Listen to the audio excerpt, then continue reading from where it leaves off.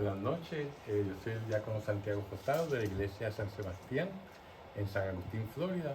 Y esta noche vamos a continuar la clase para seguir con el capítulo 9 del Evangelio de San Mateo. Y vamos a continuar en el versículo 18, que fue donde nos quedamos la semana pasada. Pero vamos entonces como siempre, vamos a ponernos de pie y vamos a empezar con la oración para antes de leer la Sagrada Escritura. En el nombre del Padre, y del Hijo y del Espíritu Santo. Amén. Señor Jesús, abre mis ojos y mis oídos a tu palabra. Que lea y escuche yo tu voz y medite tus enseñanzas. Despierta mi alma y mi inteligencia para que tu palabra penetre en mi corazón y pueda yo saborearla y comprenderla. Dame una gran fe en ti para que tus palabras sean para mí otras tantas luces que me guíen hacia ti por los caminos de la justicia y de la verdad. Habla, Señor, que yo te escucho y deseo poner en práctica tu doctrina, porque tus palabras son para mí vida, gozo, paz y felicidad. Habla, Señor, tú eres mi Señor y mi Maestro, y no escucharé a nadie sino a ti. Amén. Amén. En nombre del Padre, del Hijo y del Espíritu Santo. Amén. Bueno, pues entonces vamos a dar comienzo con la clase. Hoy vamos a empezar con la curación de una mujer y la resurrección de una niña. Voy entonces a empezar por leer el versículo 18 al 26, que dice así. Mientras Jesús hablaba, llegó un jefe de los judíos. Se postró delante de él y le dijo: mi hija acaba de morir, pero ven, pon tu mano sobre ella y vivirá. Jesús se levantó y lo siguió junto con sus discípulos. Mientras iba de camino, una mujer que desde hacía 12 años padecía hemorragias se acercó por detrás y tocó el fleco de su manto. Pues ella pensaba: con solo tocar su manto me salvaré. Jesús se dio vuelta y al verla le dijo: ánimo, hija, tu fe te ha salvado. Y desde aquel momento la mujer quedó sana. Al llegar Jesús a la casa del jefe, vio a los flautistas y al alboroto de la gente. Entonces les dijo: váyanse, la niña no ha muerto, sino que está dormida. Ellos se burlaban de él. Después se echaron a toda la gente. Después que echaron a toda la gente, Jesús entró, tomó a la niña por la mano y la niña se levantó. El hecho se divulgó por toda aquella región. Palabra de Dios. Bueno, este pasaje relata dos milagros de Jesús, uno ensamblado en el otro. Así lo recordaba la tradición y así lo han transmitido los tres evangelios sinópticos, reconociendo en ellos un tema común, que es el poder de la fe. Ese es el tema de esta historia que acabamos de escuchar. En esta vemos que un alto jefe judío se acerca confiadamente a Jesús para presentarle un caso desesperado. Su hija acaba de morir. El hombre da a Jesús el título de Señor, o Kyrie. Kyrie viene del griego y significa Señor, ¿verdad? Por cierto, esa es la única expresión que se usa en la misa del griego. Cuando se hace el yo me confieso, que dice Kyrie eleison, pues eso es la única parte de lenguaje griego que nosotros utilizamos en la misa. Ahora, pero el pedido que le dirige se parece más a una orden que una súplica, porque él le dice: ven e imponle tu mano y vivirá. O sea, como que él está ahí, como quien dice, ordenándole, ¿verdad? Ante tal expresión de confianza, más que de una orden, sino de una confianza absoluta en Jesús, en su poder de curación, Jesús no responde con palabras, sino con el gesto de ponerse en camino junto con él, acompañado de sus discípulos. A diferencia de Mateo, Marcos y Lucas, Marcos en el capítulo 5 y Lucas en el capítulo 8, indican que aquel alto dignatario era un jefe de la sinagoga, llamado Jairo. De ahí que sabemos que es Jairo, no por Mateo, sino por Marcos y Lucas. Mateo omite estos detalles. En ese momento, cuando él va de camino, ¿verdad?, para curar a la niña, se inserta un segundo relato que narra la curación de una mujer que sufría de flujos de sangre. La mujer se acerca a Jesús por detrás, escondida, en medio de ese gentío, y no se atreve a entrar en diálogo con nuestro Señor. Sin embargo, su confianza ilimitada se manifiesta en el sentimiento que la anima.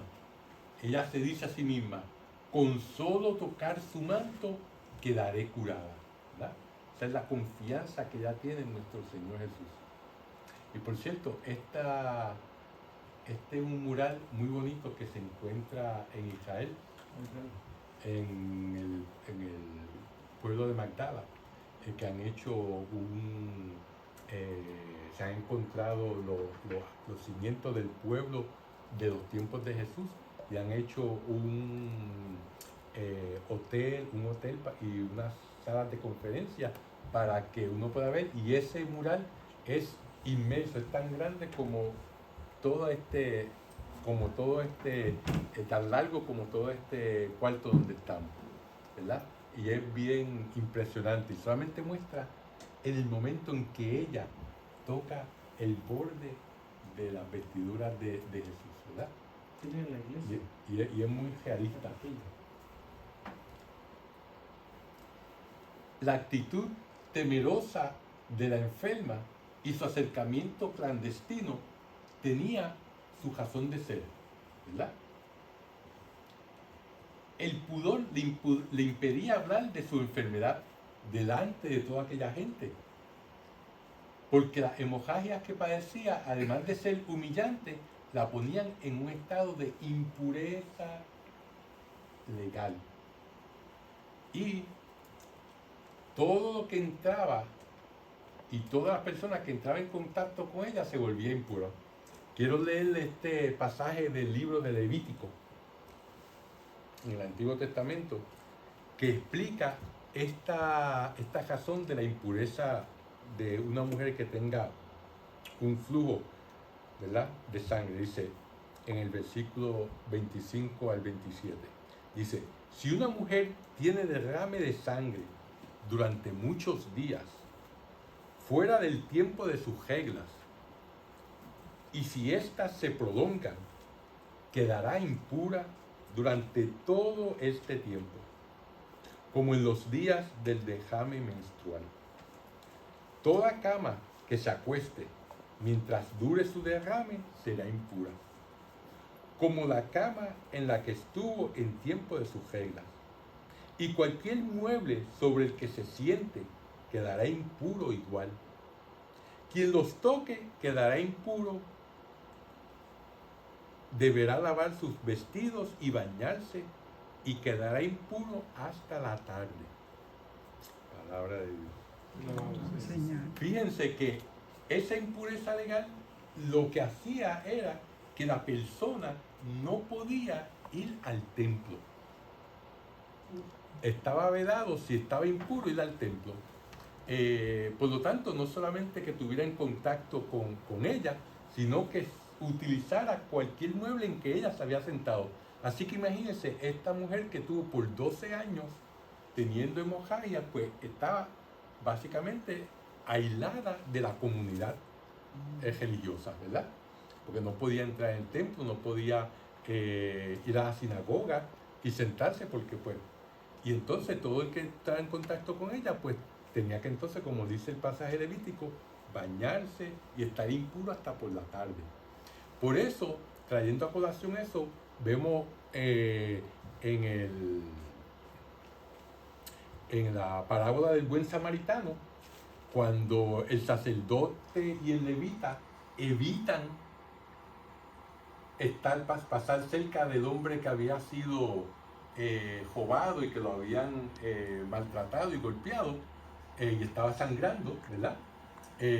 Pues ellos, la razón por la cual no se acercaron es porque si se acercaban y lo tocaban, quedaban impuros y entonces no podían ejercer sus deberes en el templo, ¿verdad? Y en la mente de ellos, pues era la razón para no evitar a esa persona. Claro está que, pues, como dice Dios, no quiero sacrificios, sino misericordia, ¿verdad? Y ahí fue que fallaron el levita y el sacerdote, pero no el samaritano. Pero esa era la razón, porque cualquiera persona que tocara a alguien que estuviera muerto, o que tuviera sangre, o que tuviera una erupción en la piel que no se le curara, y así había muchas otras cosas, pues verdaderamente quedaba impuro, ¿verdad? De ahí que ella silenciosamente no hace otra cosa que tocar los flecos de su manto, como vimos en la foto anterior, ¿verdad? La pintura anterior. La estructura de relato intercalado de la mujer, ¿verdad? Cuando Jesús va el camino a casa de Jairo, mantiene en lo esencial el esquema narrativo de los relatos de curación de nuestro Señor. Primero, nos dicen la gravedad de una dolencia extremadamente larga, en el caso de la mujer, 12 años, ¿verdad? El encuentro con el curandero, Cristo, ¿verdad? El que va a curar. O sea, aquí no se usa curandero en un término derogativo, sino como alguien que es el que cura, ¿verdad? Lo instantáneo de la curación y la palabra de Jesús. Y la novedad evangélica radica sobre todo en las palabras de él, que manifiestan a Jesús como el Mesías, que hace presente con sus gestos y palabras la salvación prometida a los pobres, ¿verdad? O sea que eso es lo que realmente hace esta historia algo diferente, algo nuevo. Como vamos a ver más adelante en el capítulo 11 de Mateo, en el versículo 5, ¿verdad? Nos dice, cuando los discípulos de Juan van a preguntarle a Jesús, ¿verdad? De parte de Juan, cuando le dices, ¿eres tú el que ha de venir o tenemos que esperar a otro? Refiriéndose, ¿tú eres el Mesías o tenemos que esperar a otro? Jesús le contesta, vayan y cuéntenle a Juan lo que ustedes están viendo y oyendo. Los ciegos ven, los cojos andan, los leprosos quedan limpios, los sordos oyen, los muertos resucitan, y una buena nueva llega a los pobres. Y dichoso aquel para quien yo no sea motivo de escándalo, ¿verdad? Eso no es algo que Jesús se saca así de la manga, ¿verdad? Esa expresión, sino que si uno va, por ejemplo, a Isaías, ¿verdad? Esas palabras son exactamente lo que nos dice Isaías de quién va a ser el Mesías, ¿verdad? De quién es el que va a venir a salvarnos. Y eso lo encontramos en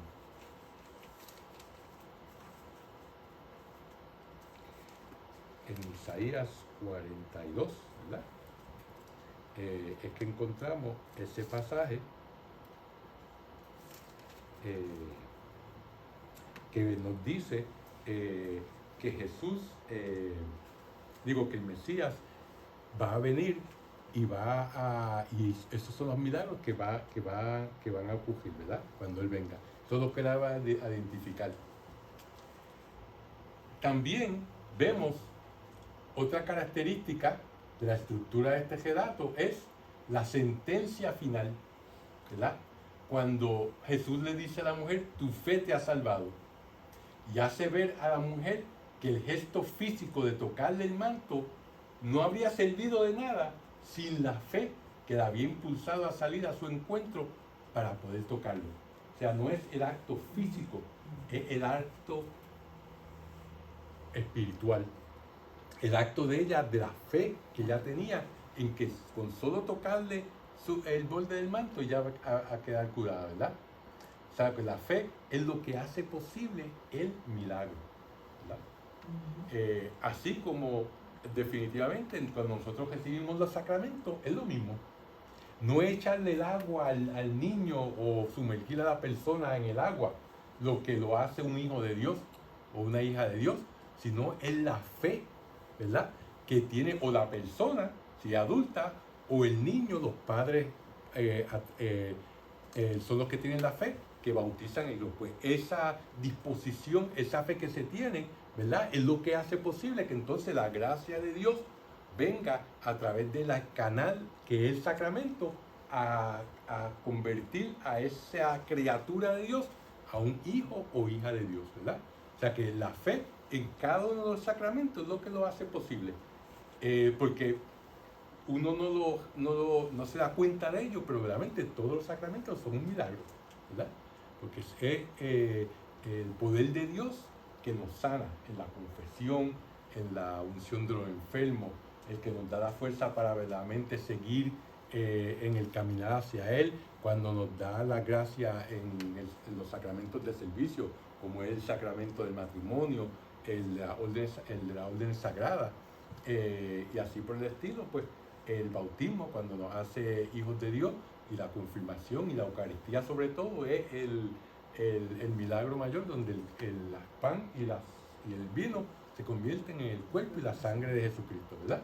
Por lo tanto, esa fe es lo que hace posible el milagro, ¿verdad? Si no tenemos fe, los sacramentos no hacen nada en nosotros, ¿verdad? Pasan sin hacer nada. Son campanas que resuenan. Exacto. Así que después de esta especie de encaje, ¿verdad? De este relato dentro de otro, el narrador vuelve a la situación inicial que había quedado en suspenso, ¿verdad?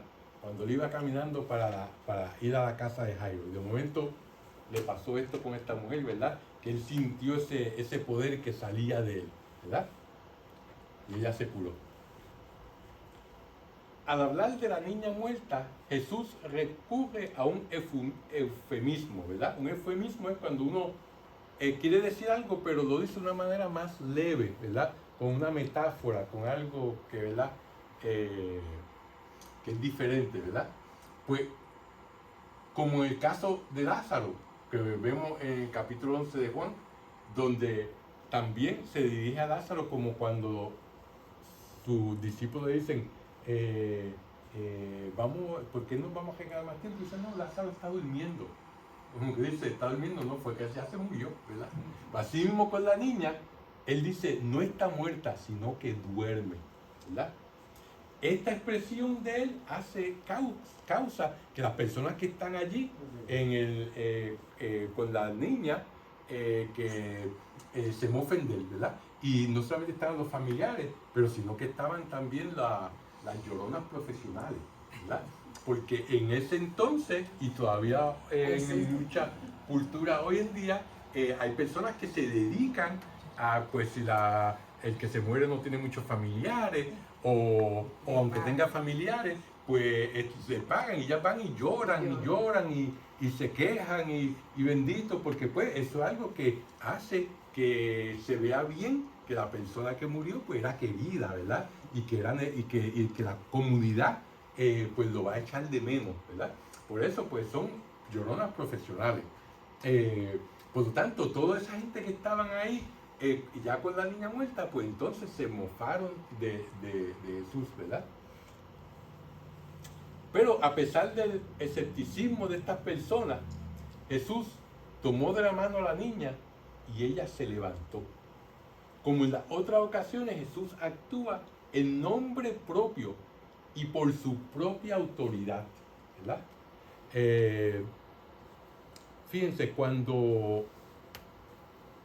siempre que yo pienso en la autoridad de Jesús, que dice, Él habla con autoridad, lo vimos en Marte, en el Evangelio del día, ¿verdad? Que decía que Él hablaba con autoridad. Siempre me acuerdo de una experiencia que yo tuve cuando estaba haciendo mi entrenamiento. Y entonces, pues, estaba en una clínica externa para paciente ambulatorio y era bastante grande. Y entonces, pues, había una señora que era bastante fornida y de momento ya empezó a pegarle a todo el mundo, de puñetazos y patadas a todo el mundo. Y entonces, pues, obviamente, pues, uno salió de la oficina, ¿qué es lo que está pasando aquí? Porque había una conmoción. Y entonces, pues, la tuvimos que aguantar, ¿verdad? Y entonces vino mi profesora y la vio y la reconoció, porque era paciente de ella, la reconoció, inmediatamente me dijo, vete y búscame la glucosa instantánea. Ella lo que está teniendo es un episodio de hipoglicemia.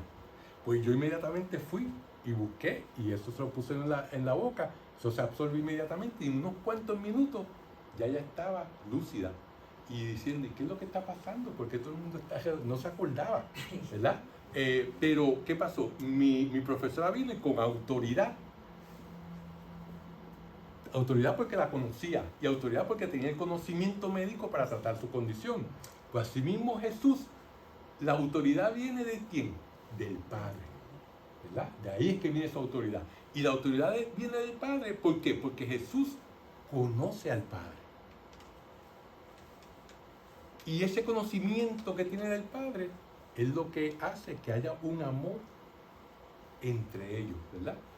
Y por lo tanto, nosotros también podemos tener esa autoridad si conocemos a Jesús. Porque al conocerlo, entonces lo amamos. Porque no se puede amar lo que no se conoce, ¿verdad? Por lo tanto, esa palabrita autoridad, uno le puede sacar bastante información, y si uno medita sobre eso, pero esa es una autoridad propia porque esa autoridad venía de su Padre. Y como dice Juan, que Jesús decía, el Padre y yo somos uno, ¿verdad? Por eso es que es una autoridad propia.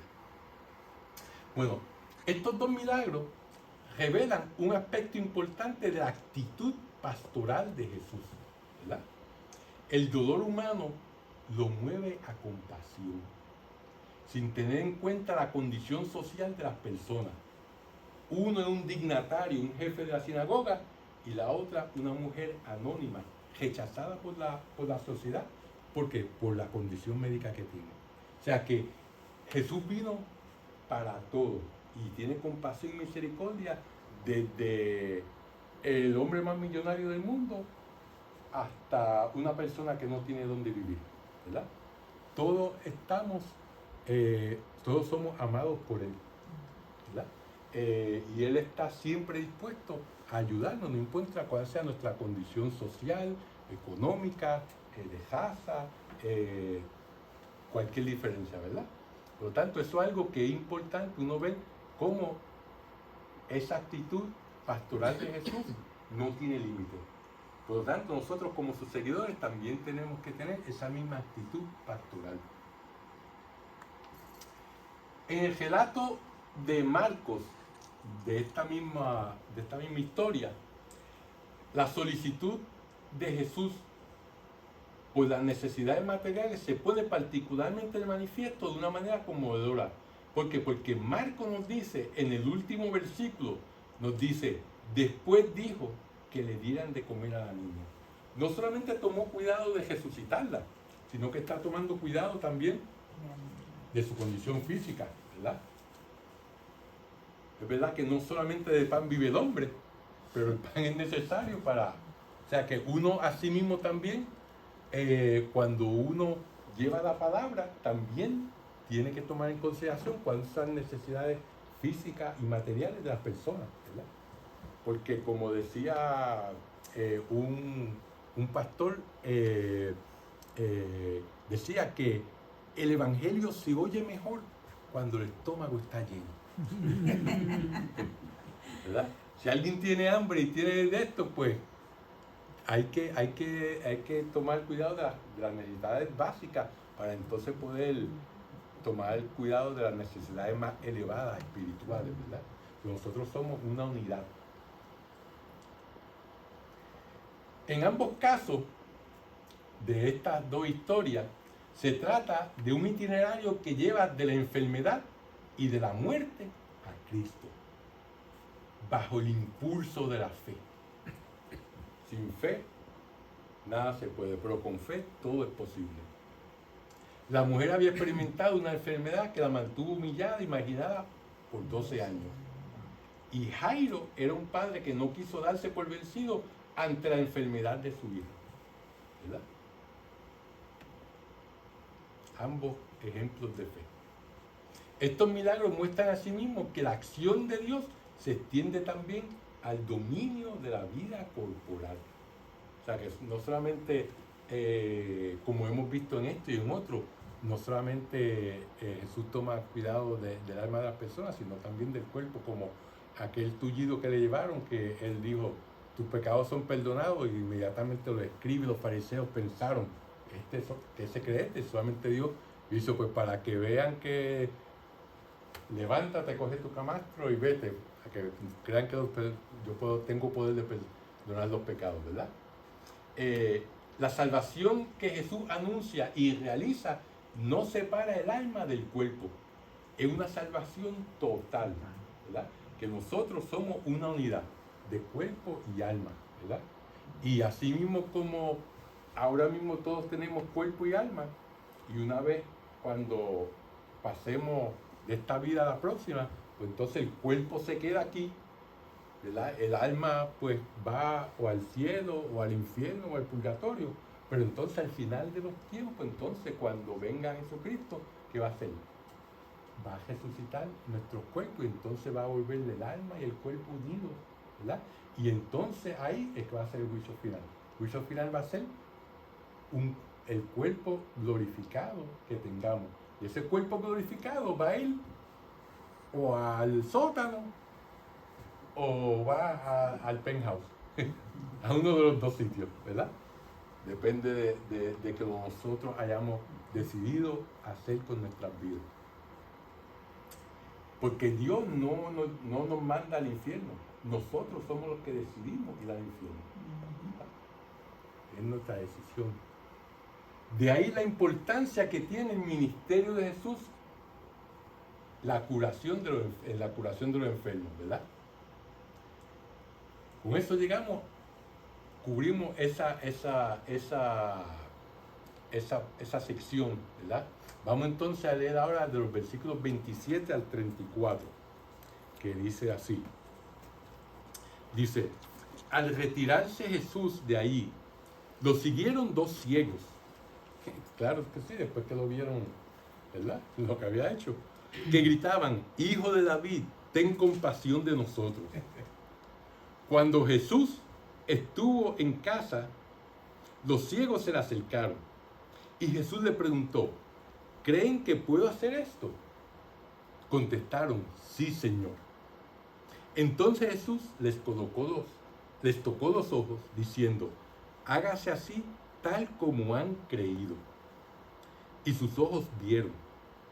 Después les ordenó severamente, cuiden de que nadie lo sepa. Pero ellos, en cuanto se fueron, lo publicaron por toda la región. Apenas se fueron los ciegos, le trajeron a uno que tenía un demonio y no podía hablar. Jesús echó al demonio y el mudo empezó a hablar. La gente quedó maravillada y todos decían, jamás se ha visto cosa igual en Israel. En cambio, los fariseos comentaban, este echa a los demonios con la ayuda del príncipe de los demonios. Palabra de Dios. Fíjense, es probable que el relato de los versículos 27 al 31 sea un duplicado de lo que vamos a ver en Mateo capítulo 20, simplificado e introducido en este contexto para completar el número 10 en la serie de los milagros que narra los capítulos 9 al 10, ¿verdad? Como se acuerda que habíamos dicho en clases anteriores, en estos capítulos hay 10 milagros, ¿verdad?, que Mateo quiere darnos, porque esos milagros son la contraparte de los 10 milagros que hizo ¿quién en el Antiguo Testamento? Moisés. Las plagas de Egipto, nosotros llamamos plagas, pero verdaderamente son milagros, son signos para que se arrepienta el pueblo de Egipto. Por lo tanto, Mateo, como ustedes saben, que quiere demostrar que Jesucristo es el que viene a cumplir todo lo que se había enseñado y lo que se había hecho en el Antiguo Testamento, pues Moisés no es otra cosa que una prefiguración de Jesucristo. Por lo tanto, Mateo en estos capítulos está dando 10 milagros que van a concordar con 10 milagros que Moisés hizo, porque Cristo es el nuevo Moisés. Así como Moisés liberó a los egipcios del poder, a los israelitas del poder de los egipcios, ¿verdad? Y a través del Mar Rojo los llevó a la tierra prometida con brazo fuerte, como dice la Biblia, pues asimismo Jesús viene a salvarnos de las garras del demonio, ¿verdad? Y nos va a llevar a través de las aguas del bautismo a la tierra prometida, que en el caso de nosotros es el cielo, que es nuestra patria, ¿verdad? Por lo tanto, por eso es que Mateo pone 10 milagros en esos capítulos 9 al 10. La súplica de los ciegos es la misma en ambos casos, en el capítulo 20 y aquí en el 9. Les dice, ten piedad de nosotros, hijo de David, ¿verdad? Y Jesús realiza las 2 veces el mismo gesto. Les tocó los ojos, ¿verdad? Que vemos la frase de este versículo 29 que acabamos de leer. Y les dice, que suceda como ustedes han creído, ¿verdad? O sea, esto es típico de Mateo. Esta misma frase lo utiliza en el capítulo 8, en el capítulo 15, luego en el 20. O sea, que como vemos otra vez, la fe es algo necesario para que ocurra el milagro, ¿verdad? Pues como vemos que otras veces Jesús, cuando fue a Nazaret, no pudo hacer muchos milagros porque la gente no creía en él, no tenían fe, ¿verdad?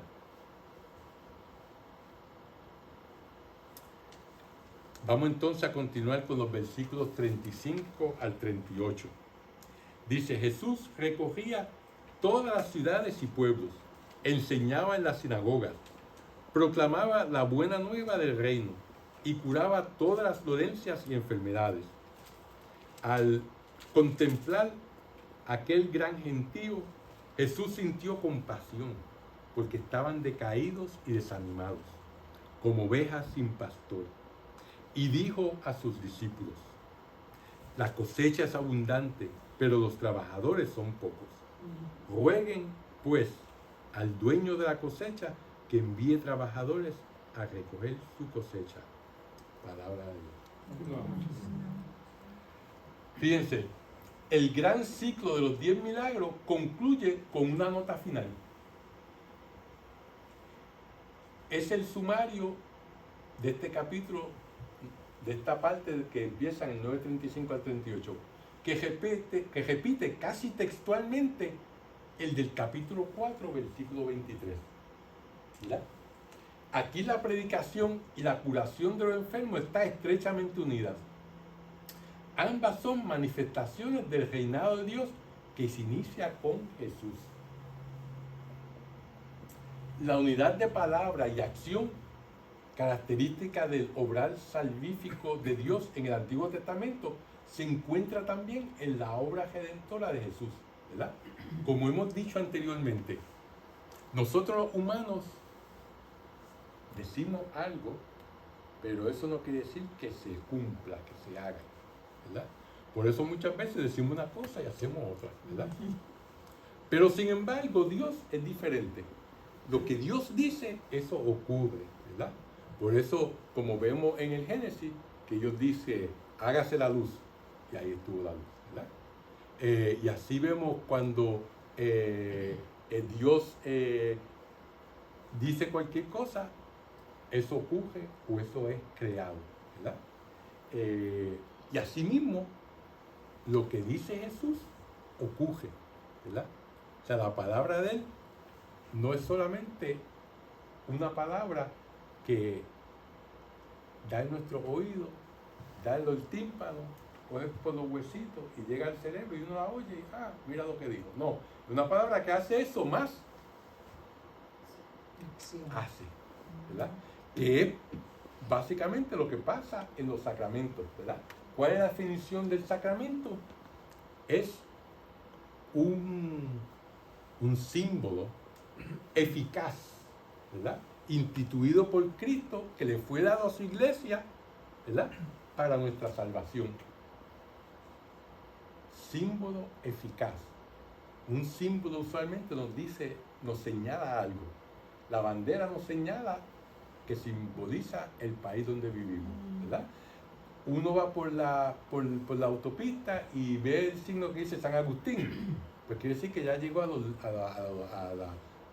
límites de la ciudad, pero no quiere decir que ese signo sea San Agustín, ¿verdad? Pues de esa misma manera es diferente los sacramentos que hacen lo que simbolizan. No le echa agua a un niño y ¿qué?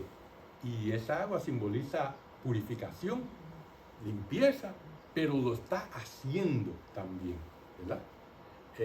Y asimismo, pues, las palabras del sacerdote cuando uno se confiesa, que lo absuelve de su... No solamente lo está diciendo, sino que está pasando, porque pues todo eso es instituido por Cristo y el Espíritu Santo es el que hace posible la gracia para que eso ocurra, ¿verdad? Y el sacerdote solamente es un canal, un instrumento de Dios para eso, ¿verdad?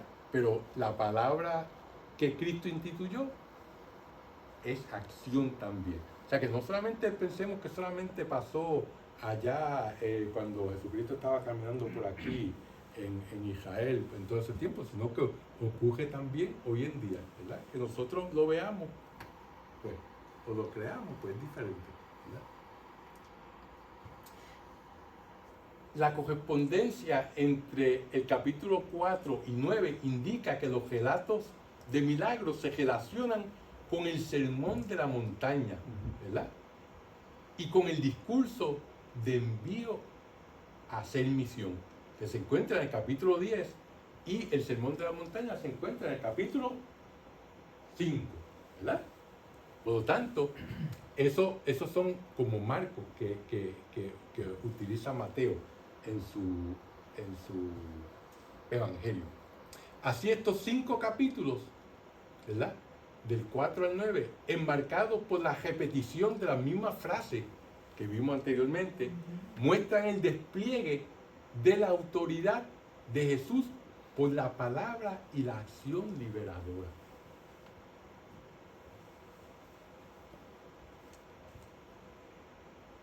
Los versículos siguientes, que el 36 y el 38, ponen de relieve el sentido pastoral de Jesús.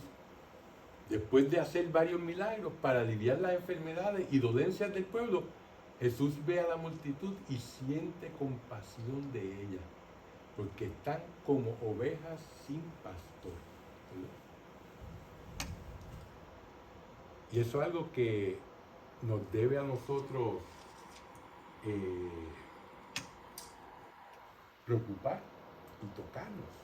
¿Por qué? Porque en el caso del Antiguo Testamento, la nación de Israel, que marchaba a la deriva, como vemos en el libro de los Números, capítulo 27, y en el primer libro de los Reyes, en el capítulo 22, y en Jeremías, vemos que el pueblo de Israel no tenía buenos líderes, buenos pastores, que los llevaran hacia Dios, ¿verdad? Y los profetas del Antiguo Testamento habían denunciado a los malos pastores, ¿verdad?, Y Dios dice bien claro que no la van a pasar bien esos malos pastores.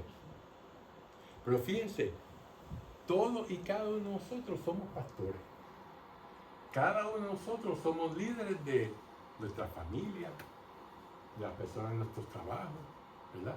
Todos tenemos autoridad sobre alguien. Y claro está, estamos también bajo la autoridad de otras personas, ¿verdad? Pero las personas que están bajo nuestra autoridad, que se nos han encomendado a nosotros tenemos que cuidarla para que no estén como ovejas sin pastor, ¿verdad? Y ahí es que viene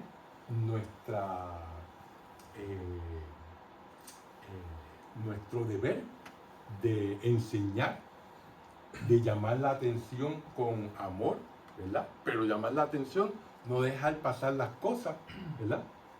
No quedarnos callados, no solamente a las personas que queremos y que están cerca, sino también a las personas que están a nuestro alrededor, ¿verdad?